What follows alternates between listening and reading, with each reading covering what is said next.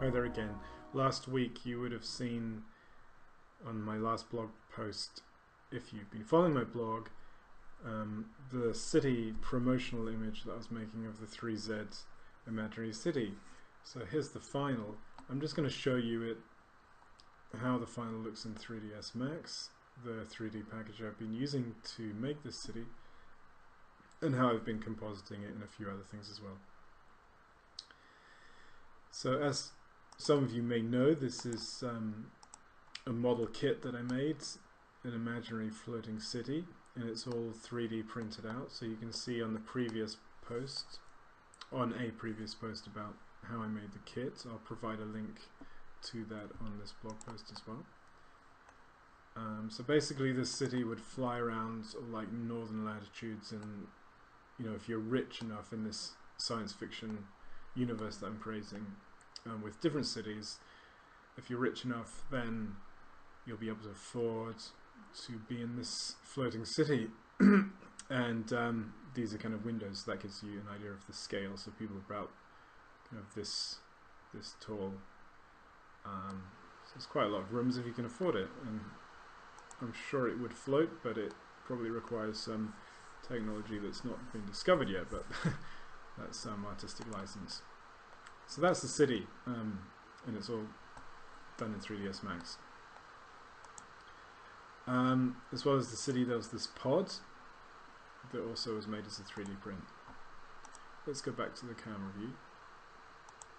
And what I wanted to do for this composition was give a promotional image that you might get on, for an animated movie or a movie, or on the front of a product box, such as a model kit. So you'll see from the last blog that I did I had a lot of ideas about making lots of concrete tower blocks in the foreground with the city behind, because I wanted to show a contrast between the rich people in the city, who could afford to do this, and then the division between that and poorer people below. But the more I did that, the more I wanted to simplify it, because I really like how the city stretches across the screen. I was scaling it up, scaling it down so it's very small, and having the blocks in the foreground. But I really like the fact that these these trusses are going off the screen. The city's too big for the composition, as it were. It's the kind of thing you'd get in a movie. At the start of a movie, you'd see this big city on the screen, but you wouldn't quite know what it was as well. And so in the foreground, I wanted, rather than using, I'll just press P for perspective. That's what you do in 3D Studio Max to get it into perspective. So what I wanted was, initially, as you'll see in the last blog, is I wanted a lot of blocks, like concrete blocks like this.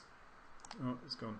Yeah, all stacked up, and then the city somewhere in the background. But as I went by, as I started developing the composition, then I realized that it just required a little bit down there to give the viewer an indication of that. So in a way, less is more.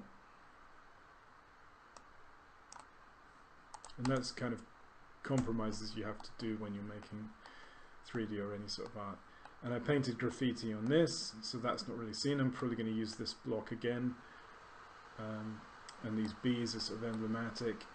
I painted the woman's figure, sort of gave it some dust, and then the bee again, and then I modeled this hat for her as well. So this is kind of a woman just chilling out, listening to the radio, which actually says 3Z on it, with a drink like wine or water or whatever. And the figure's really nice, and it comes from a free program called Make Human. I'll try to include that in the links below as well, so you can get figures and import them, and also bend them around as well. So it's a bit like the program Poser if you know it, but it's free. And the plane at the back is what's called a kicker. So because this is simulating light in the real world, the sun, which is way over there, is shining here, and that just reflects a bit of light back onto this side, so it lights up the woman without me having to mess around with the brightness and contrast in post-production. So I rendered this all, including a glow, Let's quickly go here because my hard drive's running out actually, so I want to get this done. Then the image, you can see this all in the post as well. So this is the final image with all the different layers on it. It's the glow layer. As you can see, that adds a really nice effect. So I'm starting to add nice post-production. I've got it in layers, so when you're making your own stuff, at least render out in layers. If not, render out it with the Z buffer and loads of specular maps as well. But because my images are often quite crushed, you know, with the blacks crushed and a lot of sort of processing to make it look retrofuturistic, you know, like an old piece of artwork, I usually just bring in layers. I don't bring in specular maps and loads of other stuff like that. And I quite like working quite clearly. As you can see, I flipped the image because left to right is easier for most people to understand visually. I'm left-handed, so for me, right to left seems normal, but this seems more normal in a way, if you see what I mean. So that's basically it. Very quickly, I'm not going to do it very quickly. I'm doing it for a long time to post-produce this, so you'll see the final image in the story above, in this universe that I'm creating, this imaginary city universe with lots of different cities in the future. Very quickly, you'll see I've got some nice little bits of smoke just coming out of the machine, suggesting steam or something like that, because, you know, it just adds a bit of organicness to the picture. That's why people do post-production. See, that's quite clinical, and that's starting to add some nice little bits, and that was done in Blender.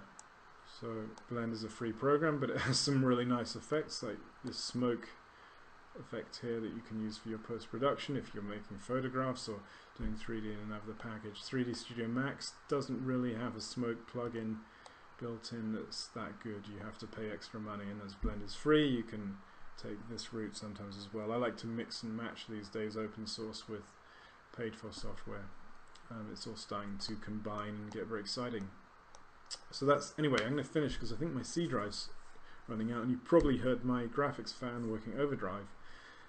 So if you like this, please make comments and questions. I'd love to see you making your own imaginary cities, and check out my model kit that's going to be for sale, or it might be for sale now depending on when you're watching it.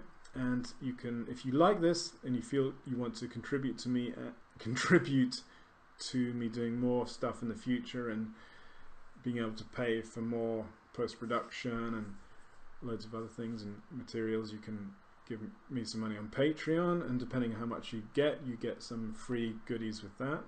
You can give me stuff on Bitcoin, you can buy my book or books in Amazon, or if you want to buy some of my art, get in touch. I can do commissions, or you can go to my shop and there's some art there. So thanks very much, and speak to you soon.